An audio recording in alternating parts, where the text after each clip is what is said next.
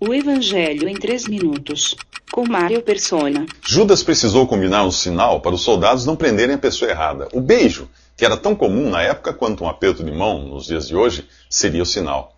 Judas avisa que tão logo beijasse Jesus, os soldados deviam prendê-lo. E ele bem sabia que, em outras ocasiões, Jesus escapara milagrosamente das mãos dos que queriam fazer-lhe mal.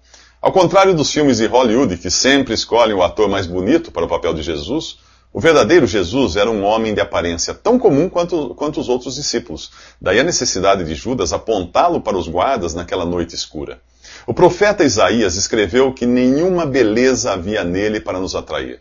Se você encontrasse Jesus na rua naquela época, dificilmente se interessaria por ele. E hoje, é impossível você ser atraído a ele se não existir uma obra do Espírito Santo de Deus em seu coração.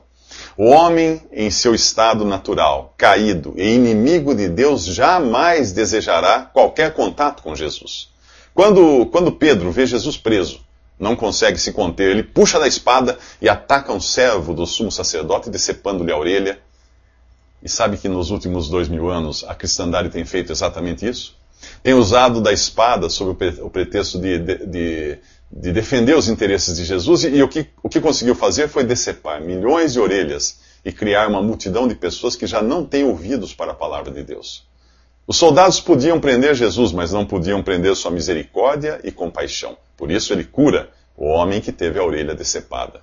Até mesmo sua prisão só ocorria porque os desígnios de Deus não podem ser frustrados. Acaso não podia ele convocar imediatamente milhões de anjos para defendê-lo? Claro que sim. Se você estivesse ali, quem você seria? Judas, o traidor? Certamente não, né? Talvez um dos soldados, alegando estar apenas cumprindo ordens. O problema é que ninguém pode alegar inocência ao levantar um dedo contra Jesus. Depois do que eu falei da cristandade, que historicamente sempre apelou para as armas, sob o pretexto de estar defendendo Jesus, você provavelmente não gostaria de ser Pedro ali. Afinal, poucas horas depois, o mesmo Pedro, tão confiante em si mesmo, negaria conhecer Jesus. Querer ser qualquer um dos outros discípulos também não parece uma boa ideia, pois o texto diz que todos fugiram, abandonando Jesus. Não, você não pode ser nenhum deles, mas se quiser ser realmente salvo, terá de reconhecer que é tão mesquinho quanto Judas, tão indiferente quanto os soldados, tão violento quanto Pedro e tão covarde quanto os outros discípulos.